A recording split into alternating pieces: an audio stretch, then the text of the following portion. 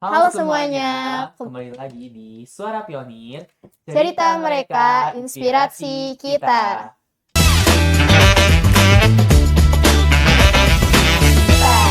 Halo, perkenalkan, aku Suci Amelia Landari, aku biasa dipanggil Uci.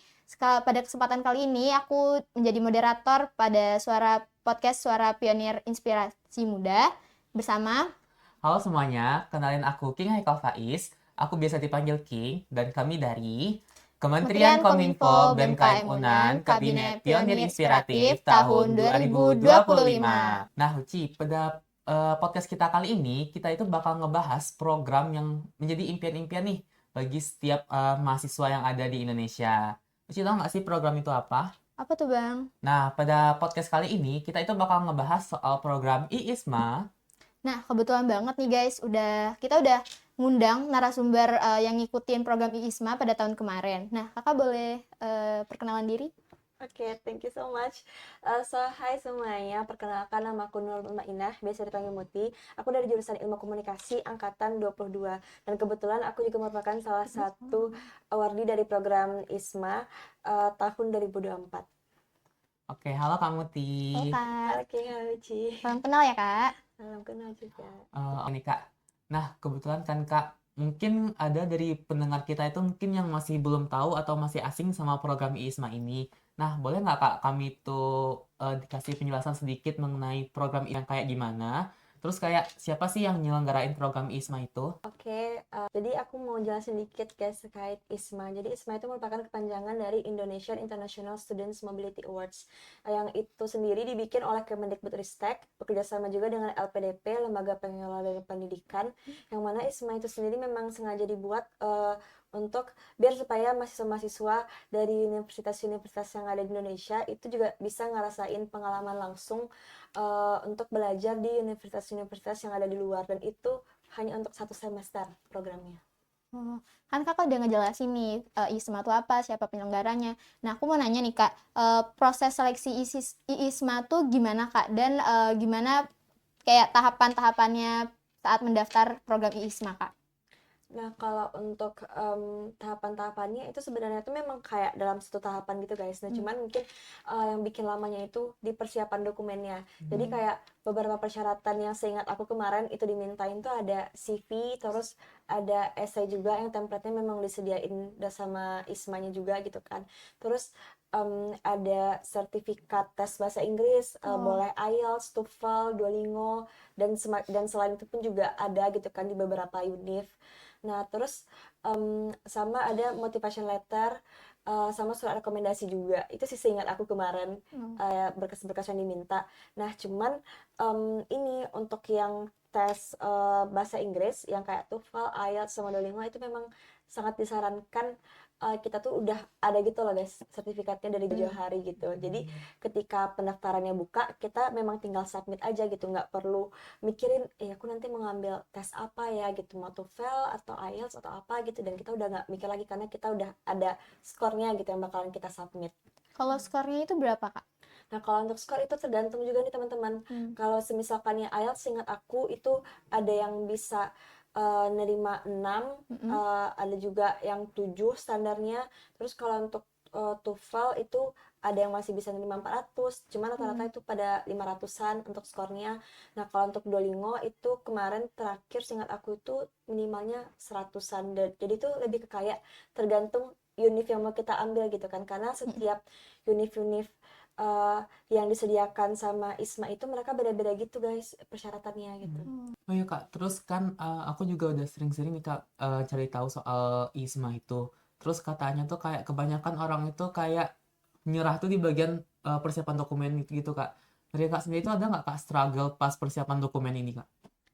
Ada banget sih, dan yang paling bikin struggle itu sebenarnya tes bahasa Inggris. Karena jujur aku kayaknya bisa dibilang kayak strategi aku tuh kayak kurang mantep aja gitu kan, karena aku tuh ngambil tes bahasa Inggris itu dalam rentang waktu kayak sebelum sekitar 2 atau 3 minggu sebelum buka pendaftaran. Jadi kayak ya tergesa-gesa lah gitu kan. Kadang yang bikin takut tuh adalah ketika nanti skornya udah keluar nih, ternyata nggak sesuai sama yang kita targetin kan. Jadi kayak ya udah kita ngulang lagi gitu tesnya. Di situ sih yang sebenarnya bikin susah.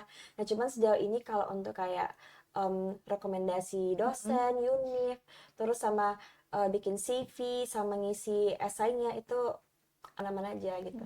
Kak, tadi kan dari kakak sendiri bilang kalau tiap univ itu kan persyaratannya beda. Itu biasanya tuh kalau yang mempersyaratkan IELTS itu dari univ mana Kak kebanyakan biasanya? Nah, kalau untuk IELTS itu kebanyakan dari univ-univ yang ada di UK sama USA. Australia juga ada beberapa. Berarti kalau misalkan ada nih Kak, teman-teman mungkin yang pengen daftar juga itu kayak disarankan tuh lebih ke IELTS atau ke TOEFL Kak bagusnya? Nah, Untuk sebenarnya kalau dari riset aku kemarin, itu kan yang banyak nerima tuh kan TOEFL, IELTS, sama Duolingo. Selebihnya itu ada juga berbagai macam tes yang lain, dan aku juga nggak gitu ingat namanya, tapi dikit banget gitu kan. Cuman sejauh yang aku lihat itu hampir dari semua univ itu nerima IELTS. berarti kayak IELTS nih tuh hampir universal lah gitu ya Kak? Iya. Lebih baik IELTS daripada Nah, TOEFL. iya lebih baik IELTS. Kalau aku kemarin aku ngomongnya Duolingo karena Duolingo tuh masih terjangkau lah guys secara harganya Iya. gitu kan, dan juga hasilnya pun juga lebih cepat keluar. Nah, kalau kakak sendiri skornya berapa, Kak? Kalau aku kemarin kebetulan di Duolingo itu alhamdulillah dapatnya 115. Wow. Jadi kayak univ yang memang udah aku targetin tuh udah pasti bakalan nerima skor segitu. Berarti sesuai target ya Kak berarti? Iya. Nah Kak, kan kita udah ngebahas nih soal persiapan. Terus berarti pas wawancara apakah ada struggle juga nggak Kak? Kalau untuk wawancara kemarin, alhamdulillah nggak ada sih struggle gitu kan, karena pertanyaan dari orang ISMA-nya pun juga so far nggak jauh-jauh dari esai sama CV kita juga gitu kan. Nah, cuman paling yang agak di luar prediksi aku, ketika pertanyaannya itu tuh lebih ke kayak, misalkan kayak situasi keluarga gitu kan, misalkan orang tua pekerjaannya apa, gajinya berapa, itu kan kayak hal-hal yang lebih personal banget dan mendetail, dan itu sih yang lebih di luar ekspektasi aku pertanyaannya kemarin. Terus kayak mungkin benefit dari ISMA itu apa aja sih Kak? Mungkin kayak dapat uang saku atau gimana kayak selama kita tinggal di luar negeri itu? Nah, mungkin kalau untuk benefit, kayaknya yang dapat di jalur reguler yang fully funded itu lebih kerasa ya. Kalau aku kan kemarin kan lebih ke co-funded, ya co-funding, yang mana aku tuh cuman dibiayain itu setengah gitu guys. Berarti kalau yang sebelumnya itu full dibiayain gitu, Kak? Iya. Oh. Jadi aku kemarin tuh lewat jalur yang co-funding. Nah, cuman kalau untuk benefitnya ya pasti banyak juga dong dapatin, apalagi untuk pengalamannya itu menurut aku sangat worth it lah untuk ISMA ini. Kan kakak bilang tadi kan ada yang fully funded sama yang co-funded. Itu tuh pendaftarannya tuh beda juga atau gimana Kak? Pendaftarannya beda guys. Jadi kalau untuk di awal yang misalkan nih kayak pendaftaran ISMA buka gitu kan yang reguler, nah itu tuh memang di fully funded. Nah, jadi pas udah fully funded tutup, udah keluar hasil gitu kan siapa aja yang lulus. Nah, nanti agak seminggu sampai 2 minggu setelah itu baru buka yang Baru buka co-funded. yang co-funded. Nah, kakak kan ISMA-nya ke Italia, Kak? Iya. Iya. Nah, mungkin ada kayak cerita di Italia itu kayak culture shock kakak yang tiba yang dari Indonesia ke Italia gitu, Kak? Ada nggak, Kak? Kalau cerita, mungkin aku nggak banyak banget culture shock yang aku alamin gitu kan, karena aku memang dari kecil tuh memang gimana ya, udah memang interest banget lah punya koneksi sama orang-orang di luar negeri, dan aku pun juga udah sempat punya beberapa kenalan juga gitu kan dari aku SD gitu kan. Nah, cuman memang memang beda banget feel-nya kalau misalkan kita kenalannya sama bule ketika kita masih di negara sendiri, sama memang beneran kita ke negaranya. Minoritas kita Iya, jadi. itu Iya, minoritas. kita yang jadi minoritas itu memang kerasa banget feel-nya. Paling mungkin untuk struggle-nya tuh lebih di makanan itu juga kerasa kan, karena most of makanan di Italia itu kayak tawar rasanya Berarti jujur. beneran tawar seperti kata orang gitu ya Kak? Iya, betul, dan itu nggak salah kata orang-orang. Berarti fakta ya Kak? Iya, dan fun fact, aku tuh untuk mengantisipasi dari awal gitu kan, aku tuh memang udah kayak banyak nyetok rendang di rumah. Iya, Iya. bumbu-bumbu juga, bumbu masakan udah nyetok, jadi kayak sampai sana udah aku kayak tinggal beli beras, tinggal beli telur aja, dan aku memang mostly banyak masak sih karena biar lebih hemat juga. Terus kalau itu untuk ini ya, survive ya, bertahan hidup ya. Survive. Nah kalau misalkannya untuk situasi lingkungannya itu memang beda banget karena kan ya negaranya kan liberal ya, Iya. jadi memang beda banget culture-nya, yang mana kalau misalkan di Indonesia kita kan pasti kayak memang mau ngapa-ngapain tuh memang lebih ngelihat situasi dan kondisi. Nah, cuman kalau orang di sana kan mereka kayak lebih nggak peduli, Iya. kayak nggak peduli aja gitu. Bodo amat. Iya bodo Individualis amat, gitu ya, iya Kak. lebih ke individualis.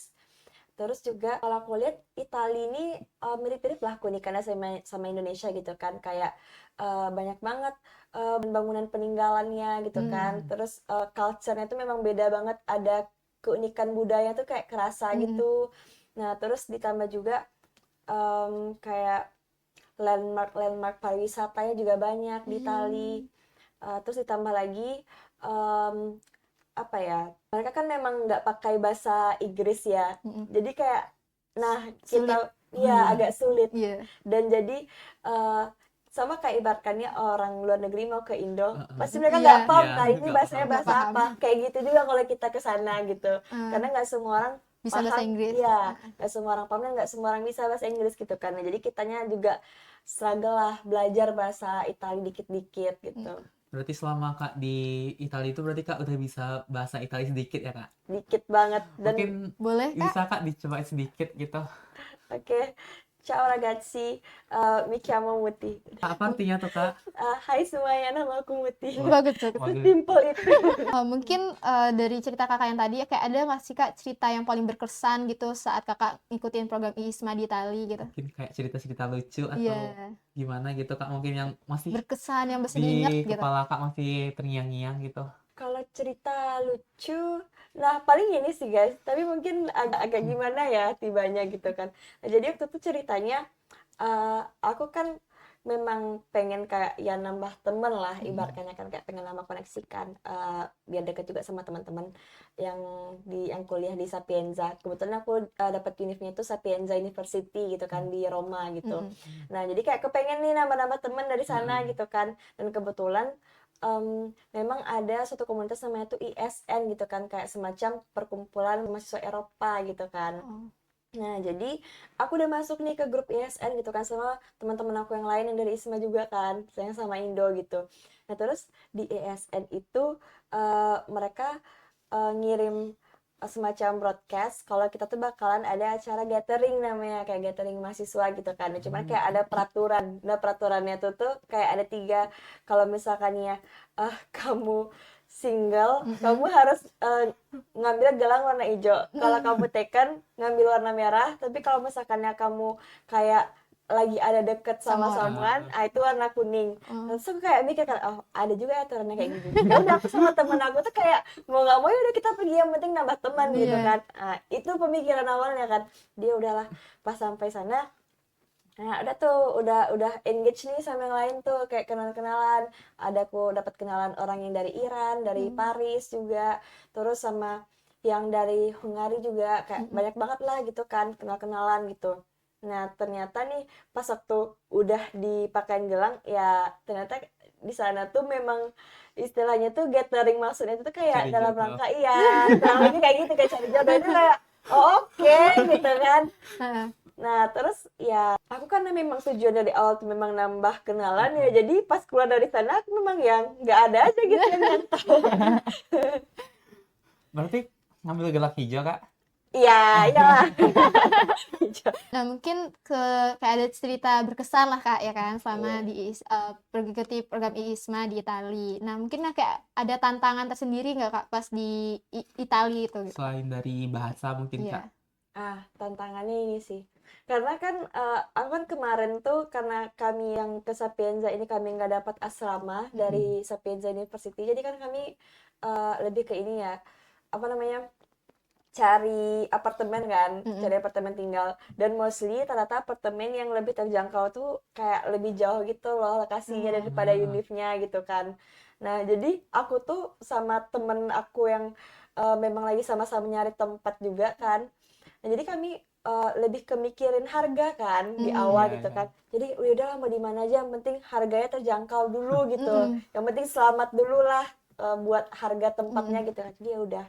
Nah ternyata tuh pas udah day one kami sampai sana, ternyata pas kami lihat di Gmaps, wah itu ternyata jarak dari tempat kami tinggal sampai Mm. kampus itu ada 1,5 jam. Wow. Oh, Iya, dan itu kayak sekali naik metro Mm-mm. kereta, ah. abis itu sekali naik tram, Mm. satu kali naik bis. Wow. Wah, Iya, kayak tiga, langsung Sekali. iya, tiga tiga kayak jenis kendaraan.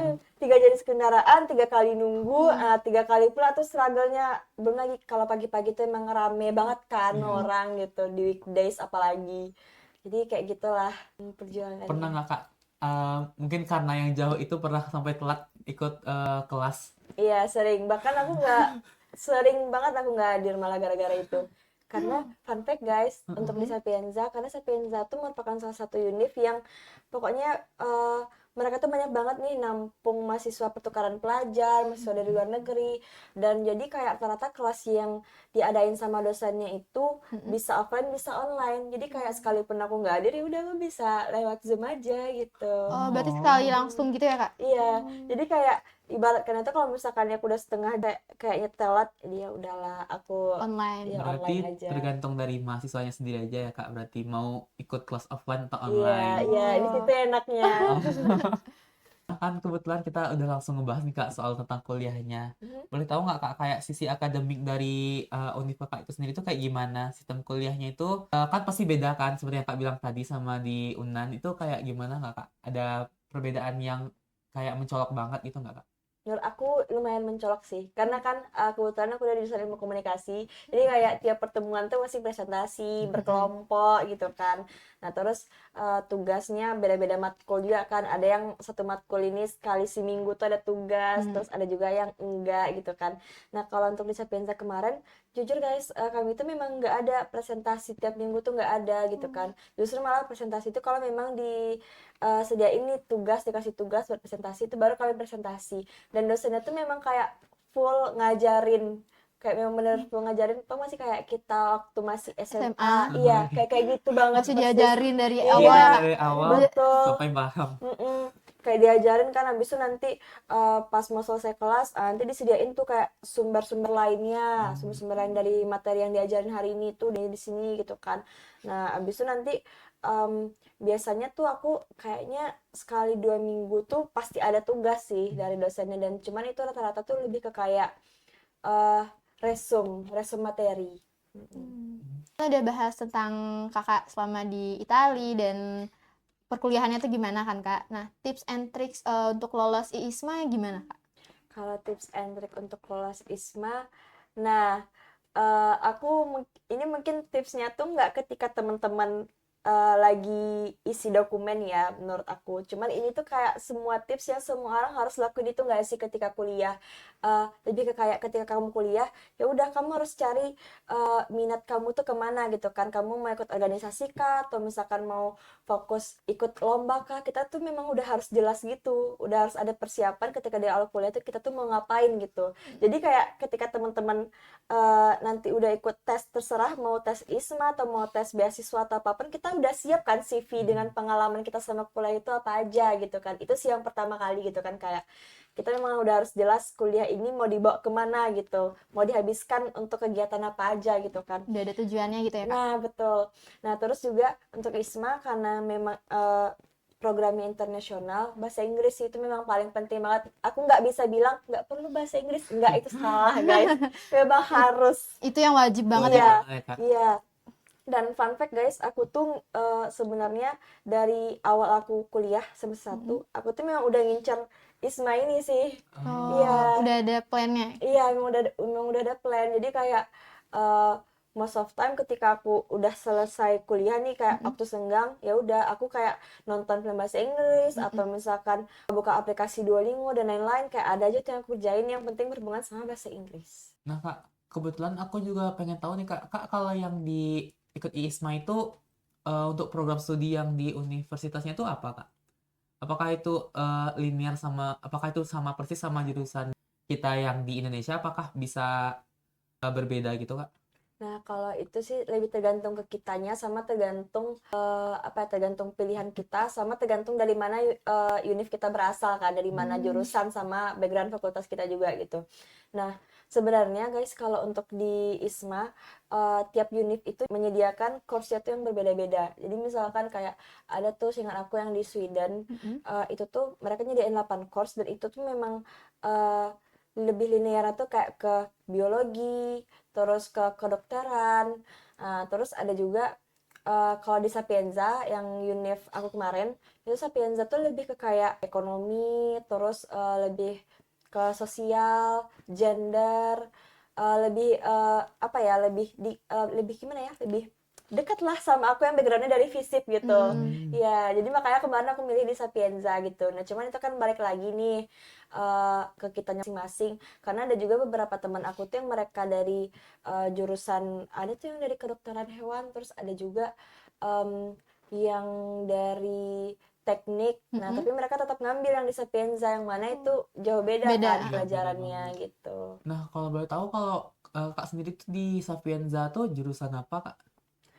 Kalau aku kemarin di Sapienza itu ngambil jurusan yang linguistik dan seni. Ah, Kalau benefit dari ngikutin ISMA ini apa aja sih, Kak? Kalau benefitnya eh, yang pertama sekali tuh lebih ke pengalaman sih, karena kan memang beda banget ya gimana rasanya ketika kita kuliah di UNAN nih sama di sana tuh memang jauh beda banget kan dari yang aku ceritain tadi Iya. gitu iya. kan. Nah terus survival kayak dapat banget kita tuh memang benar-benar diuji banget selama 6 bulan tuh bertahan hidup di sana kayak gitu kan. Apalagi dengan jarak dari rumah ke kampus tuh 1,5 Sengaja. jam. Jam. Kayak bisa mikir 2 kali untuk pergi ya, Kak? Iya, memang mikir-mikir banget. Harus terukur tuh. Kira-kira sampai gak ya, Iya. sampai Iya. gak ya gitu. Nah, terus juga ini sih lebih ke pengalaman kuliahnya sih yang benar-benar berkesan banget sama aku karena jujur kalau untuk sistem pembelajaran di Sapienza aku nyaman banget. Iya. Nah, kalau sistem pembelajaran kan tadi kayak bisa online atau offline. Kalau sistem ujiannya tuh gimana, Kak? Apakah ada ujian? Soalnya kayak aku pernah dengar beberapa univ di luar negeri itu kayak nggak ada ujian gitu loh, Kak. Hmm. Kalau di Sapienza sendiri gimana, Di Kak? Sapienza ada guys. Nah, cuman gini, kita tuh ada ujian kan di akhir semester gitu. Kayak mau tutup semester nih ada ujian. Nah, cuman untuk tiap matkul itu kita kayak dikasih 3 kali kesempatan gitu. Karena kan mereka kan ada batas skornya ya. Nah, kalau di Sapienza itu skornya itu rentang 1 sampai 30. Jadi 30 itu paling tinggi skornya dan untuk batas skor KKM-nya itu di 19. Jadi kalau misalkan ada skor kamu 18 ya udah kamu ngulang gitu. Ngulang. Ya, jadi mereka ngasih kita kesempatan untuk ngulang itu sampai 3 kali, sampai misalkan sampai udah tes skornya atau misalkan kalau kalian mau skor yang lebih tinggi lagi kurang puas nih misalkan dapat 19 ya udah nggak apa-apa gitu. Jadi nanti skor paling tinggi yang diambil. Kalau misalnya selama 3 kali tes tuh nggak ada skor yang melewati KKM tuh gimana, Kak? Ya berarti Ngulang lagi, Kak? Nah, kalau sebagai penerima beasiswa tuh gimana, Kak? Kalau misalnya udah 3 kali nih ngulang itu, apakah ada apa gitu, Kak? Pengaruhnya gitu, Kak? Pengaruhnya gitu? ada pengaruhnya sih paling kayak pas udah balik kan karena kan udah selesai nih masa ismaya Iya. tapi urusan sama univ di sananya kan belum selesai itu. Nah jadi susahnya tuh nanti pas udah balik ke Indo kita masih ngurusin ujian yang di sana gitu, di situ ribetnya. Dan juga kan ini ya jarak timing Indonesia sama di Italia itu kan jaraknya kan 6 jam juga, nah di situ Iya. tuh lebih susahnya lagi. Nah, oh iya, Kak. ISMA ini kan 1 semester. Itu tuh ada berarti konversi KRS gitu atau gimana, Kak? Apakah kita cuti di sini atau gimana? Kalau aku kebetulan nih karena aku dari FISIP dan juga sesuai nih matkul-matkul yang aku ambil di sana, jadi kebetulan aku dapat konversi sebanyak 20. Ah, Iya, cuman dari beberapa teman-teman aku ada juga yang kabarnya itu nggak dapat dikonversi juga. itu tuh tergantung jurusan seperti yang Kak bilang tadi atau emang karena dari univnya nggak konversi, Kak? Nah, itu tergantung case masing-masing. Ada juga yang kayak gitu, ada juga yang memang univnya nggak mau konversi. Karena teman-teman aku yang ISMA kemarin tuh memang beda banget guys kasusnya kemarin. Struggle untuk konversi ini. Berarti tergantung univnya juga ya, Kak? Iya, betul. Mau dikonversi atau enggak? Mm-mm. Mungkin kayaknya mungkin apa ada kata-kata gitu nggak Kak buat kayak orang pendengar yang mungkin pengen juga coba kuliah ke luar negeri gitu selama satu semester. Mungkin kayak kata-kata penyemangat atau gimana gitu, Pastinya gitu Kak. motivasinya gitu Kak. Nah, kalau untuk motivasi jujur aku kurang handal ya guys Mm-mm. untuk bikin kata-kata. Mm-mm. Mungkin kalau untuk bagi tips mungkin boleh Iya banget boleh. gitu. Nah, cuman kalau untuk dari aku sih tipsnya kalau misalkan ya untuk kuliah teman-teman harus maksimalkan banget waktu, sebagian besar dari waktu teman-teman itu mau dihabisin buat apa gitu kan. Karena itu yang bakalan ngasih impact juga ke teman-teman nantinya. Apalagi kalau teman-teman memang pengen banget Bener banget. berpengalaman untuk exchange apalagi gitu kan. Jadi bahasa Inggris seenggaknya udah teman-teman aplikasikan lah ke real life-nya teman-teman gitu selama kuliah gitu aja. Nah, mungkin kayaknya udah banyak banget nggak sih Kak pembahasan kita pada podcast kali ini. Mm-mm. Mungkin sebelumnya dari kami tuh ucapin terima kasih Terima kepada kasih. Kakak atas ilmu dan Pengalamannya pengalamannya yang di udah dibagiin ke Itali. kami. Kepada teman-teman semua, semoga pengalaman dan materi yang disampaikan oleh Kak Muti tadi itu bisa dijadikan apa ya? Bisa disebut apa ya? Semoga bermanfaat untuk Heeh. bisa teman-teman tuh mengaplikasikannya kayak tips-tips dari Kak Muti tadi, contohnya untuk bisa ngikutin program kuliah di luar negeri kayak gitu.